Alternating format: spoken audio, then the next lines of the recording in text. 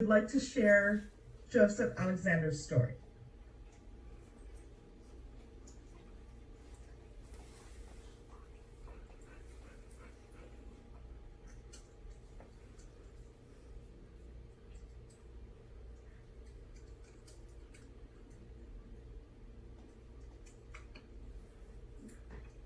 This is Joseph Alexander's story.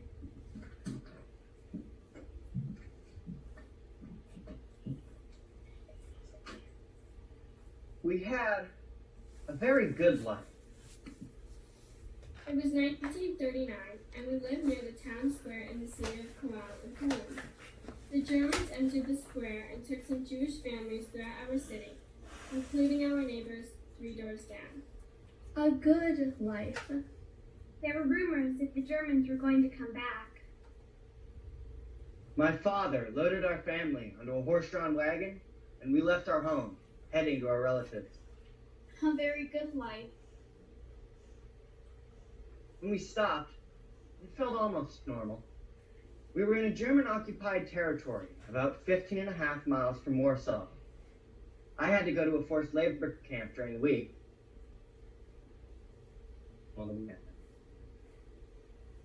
It was hard work, building a canal. Standing in the muddy water, I got blood poisoning. By the middle of 1940, all of the Jews were relocated to the Warsaw Ghetto.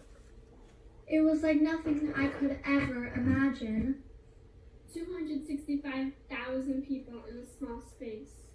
It was so crowded and there were people dying every day. Dead.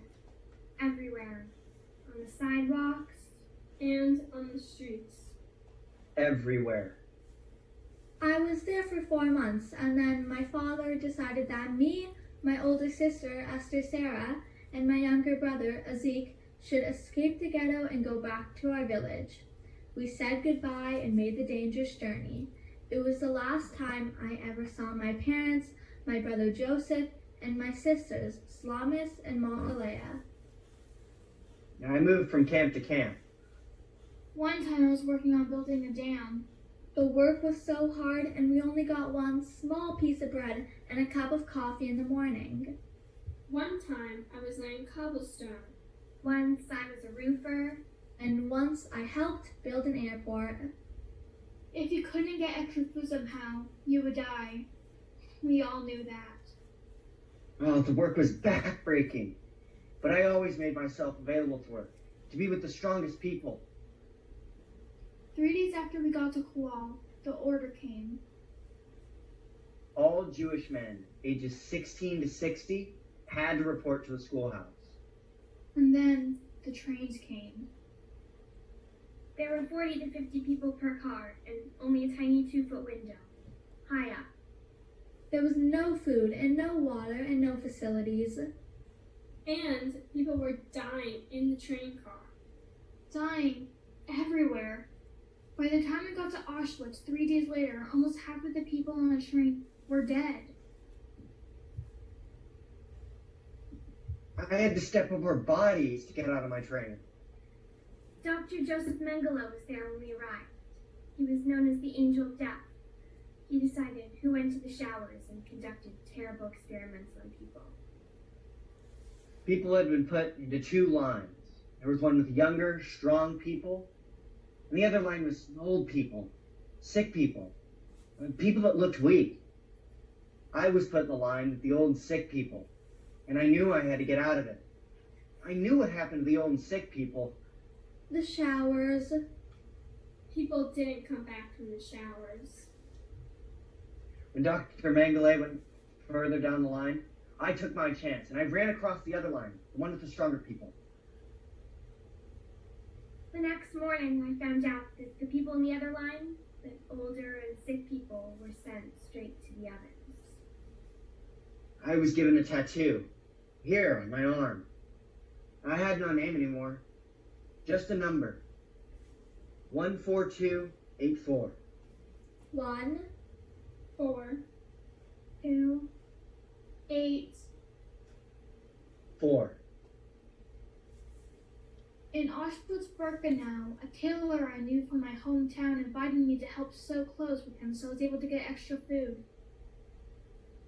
A few months later, I was sent with a few thousand men back to the Warsaw Ghetto, where we worked dismantling the ghetto buildings and stacking the bricks. While I was there, I contracted typhus, and I sat shivering behind a pile of bricks. I was spared because the German in charge of my group was kind. I knew that if you went to the hospital, you didn't come out.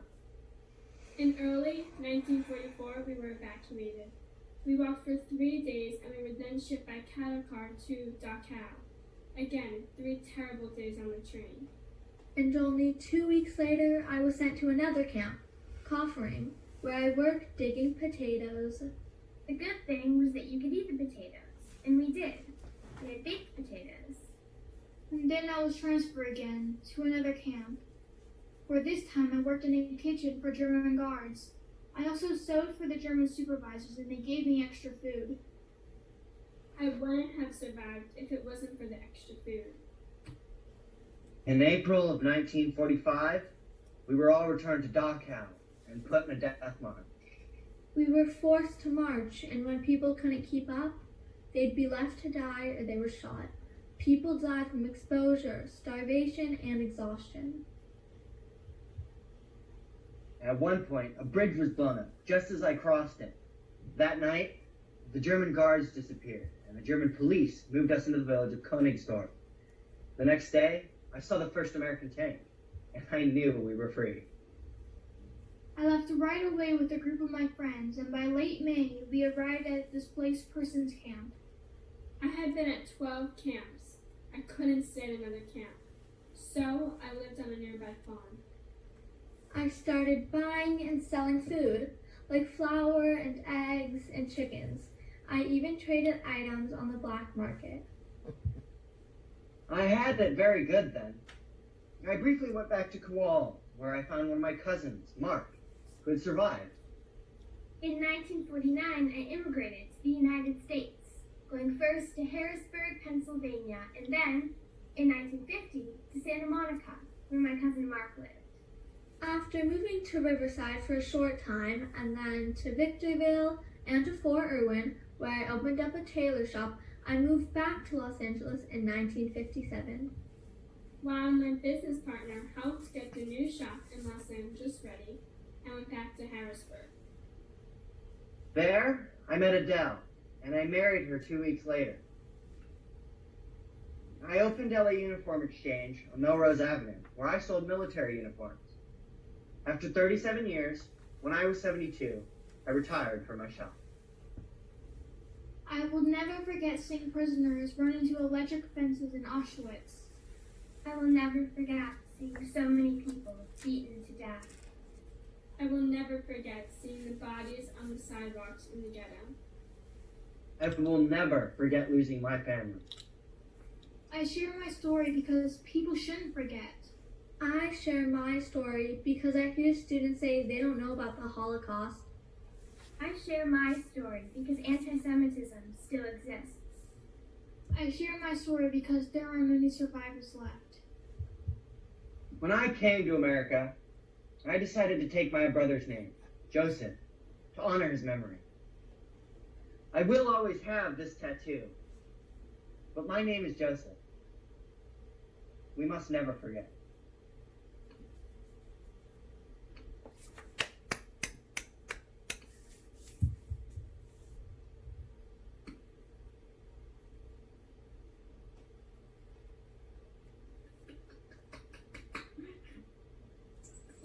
Oh, Jordana.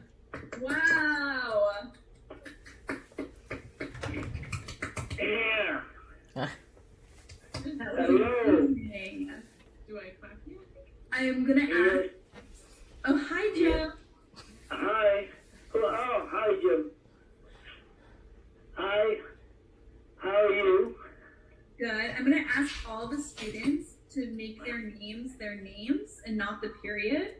And that way we can just have a quick Q&A.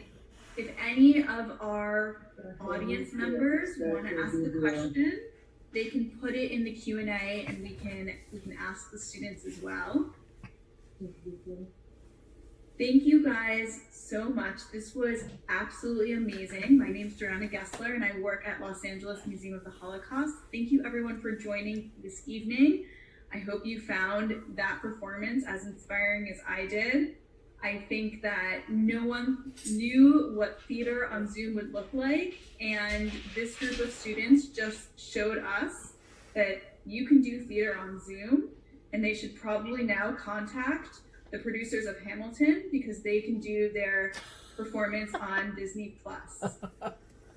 I want to just thank everyone for joining. I was hoping that we could just do a quick Q&A with some of the students and see if you guys have any words of wisdom for us. And, you know, I'm gonna ask a question and feel free to just raise your hand and you can unmute yourself.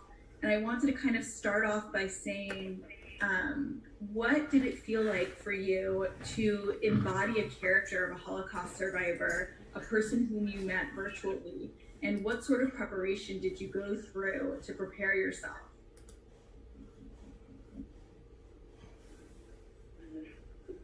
Alana?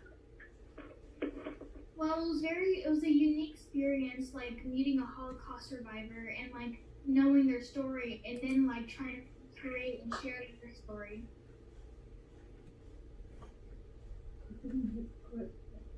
Anyone else want to answer? Yeah, I didn't hear the question.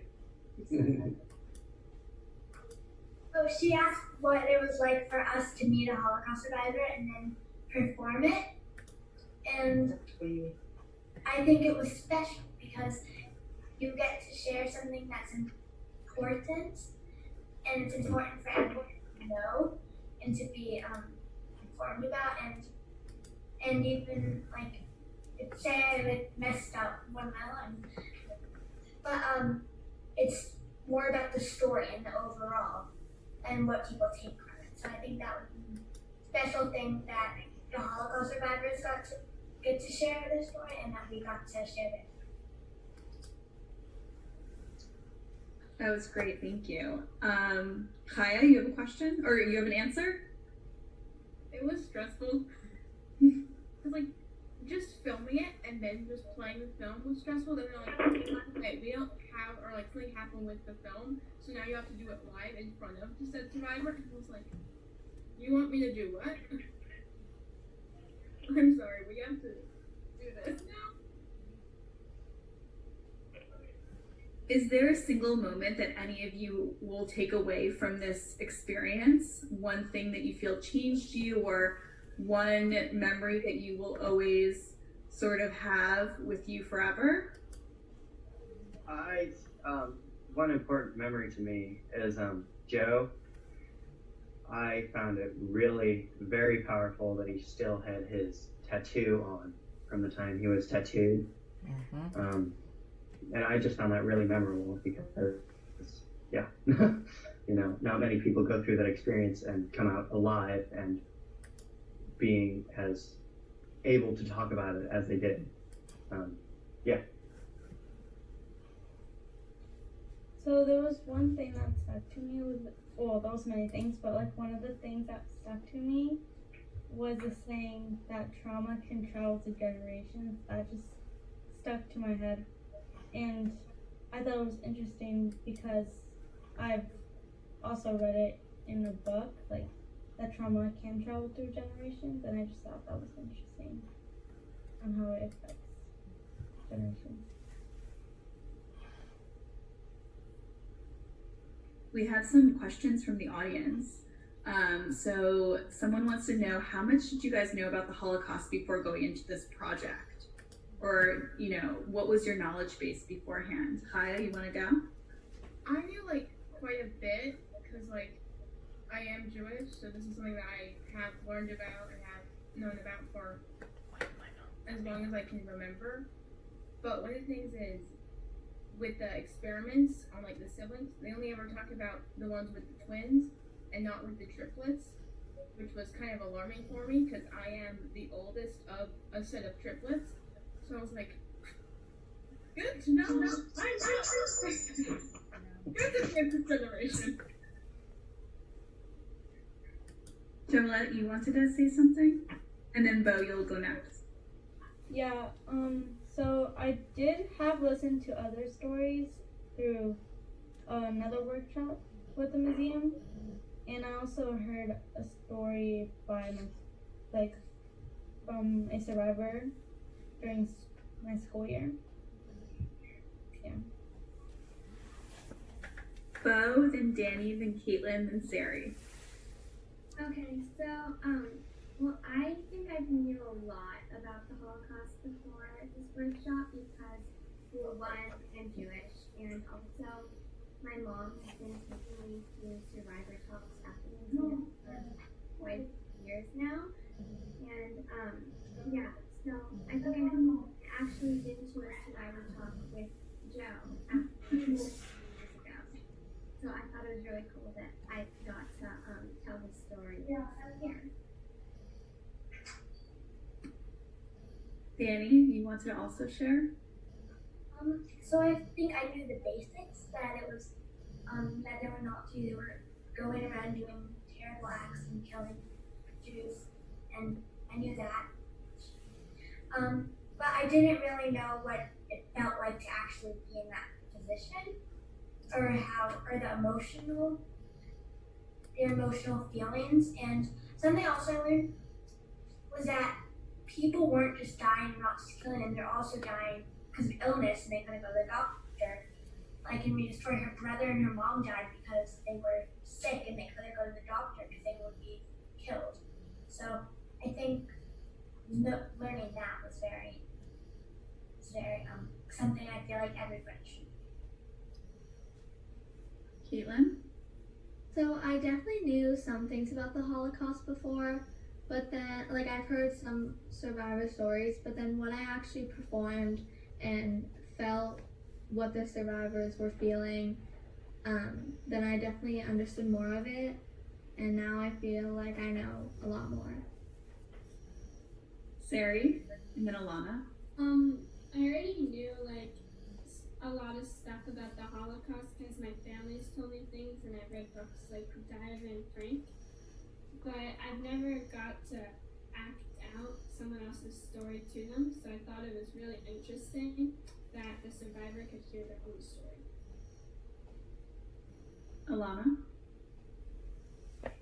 I knew quite a bit about the Holocaust before this because I've read many books about it, and my family has told me stuff. And an author named Alan Gratz went to my school, and he's written many books about the Holocaust and World War II. But it's different when you hear it from an actual survivor. We have a question from the audience.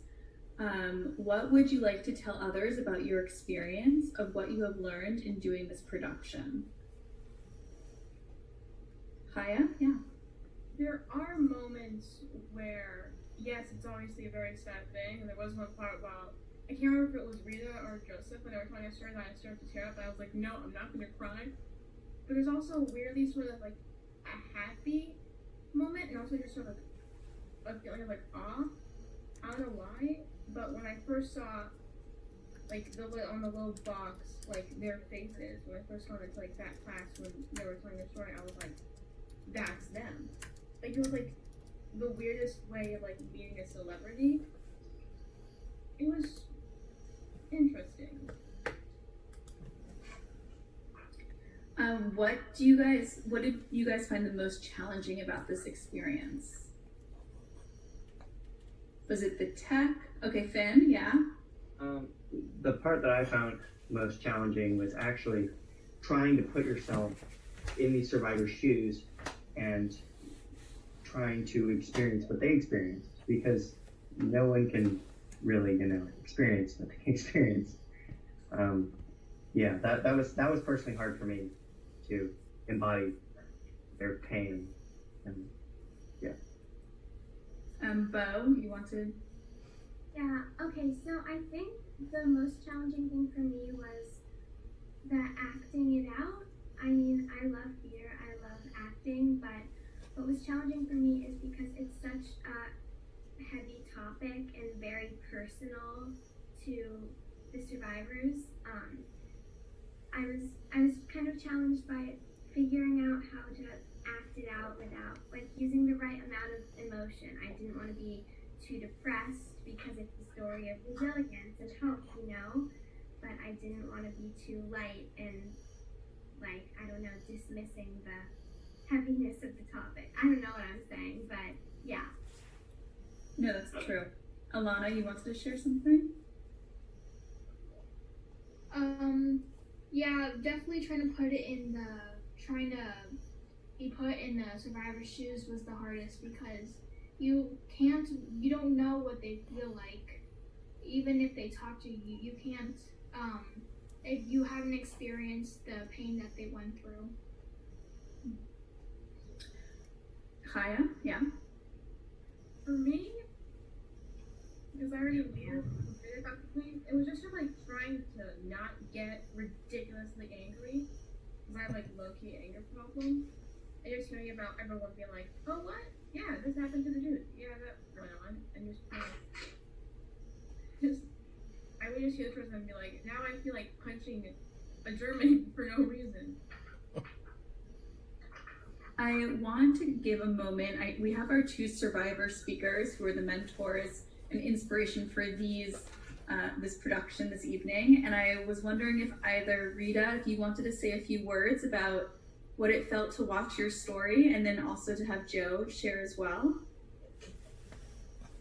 Well, I didn't feel that enough of my story was really covered to get the full gist of the story, but I realize it's hard for all of you people to listen to these stories. I myself felt myself crying while you were talking. I hope you learned something from being there, and I enjoy meeting all of you.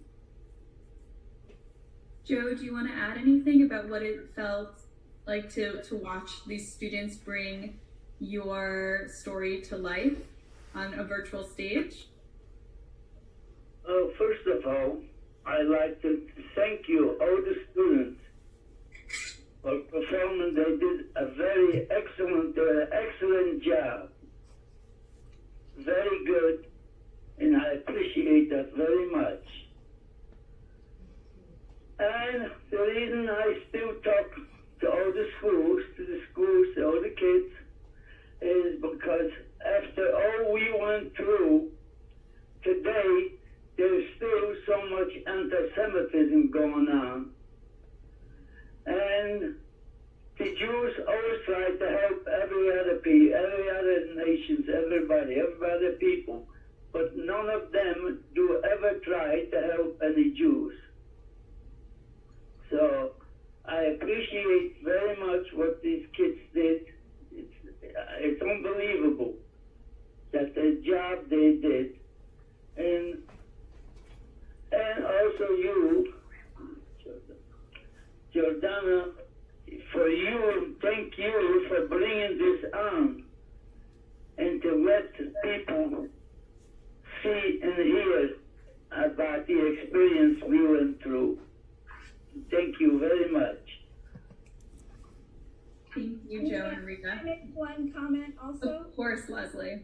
Thank you. I want to thank all of you. I thought the performances were just beautiful, and I think the fact that you could bring tears to my mother's eyes to make us feel what she felt like, and I, got a feel for Joseph's story and what he went through. I thought you did a beautiful job. How difficult to do this from your own rooms, from your own homes. And one of the reasons we tell this story over and over again in so many ways is that is a key to making the world better, is having all of us get to meet and talk to people different from ourselves. And you all got to not only meet and listen, but then have to play their roles. And that's how we forge empathy. That's how we're able to, understand people and help bring about change. So I really appreciate it. I thought it was wonderful, and thank you. Can I just say something? Of course. Okay.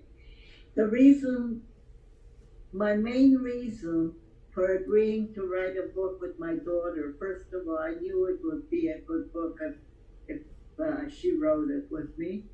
Also, is because of the anti-Semitism that I still hear about, and it makes me very angry. And people saying the Holocaust never happened, and so I wanted to put it into writing that it did happen. I think that these fears that we hear, because these students so poignantly and brilliantly brought these critical narratives to stage digitally, I hope that we will ensure as a community that we will continue to fight anti-Semitism and stand up against bigotry and prejudice. And it's because of programs like this and wonderful partnerships that the museum has with the Wallace that we're able to bring such dynamic students. And you students, you guys are the future. And I think that you will go on to do incredible things, and always remember these important lessons and legacies that you learned here from Joe and Rita.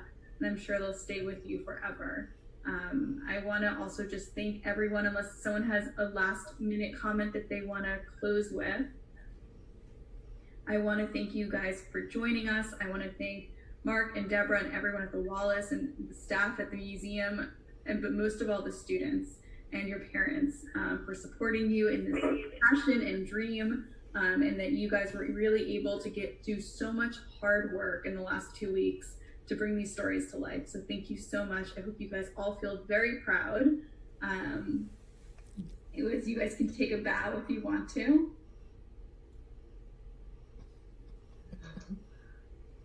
We look forward to having all of you in our community and for continued programming.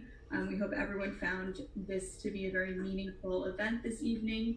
You can always learn more about our virtual events and our education programs, and of course our teen advisory board at our website, lamoth.org. I hope to see some of you guys come back to that. Our museum programs continue to be online, and we look forward to seeing you guys at our next event. So thank you so much, everyone. Have a beautiful Shabbat, a lovely weekend, and stay safe and healthy, and definitely keep in touch. Thank you for coming into my home. Thank you for allowing us into your home, for sure. My pleasure. Yeah, I don't know why I wasn't coming up on the screen. I was not coming up on the screen. And, come on.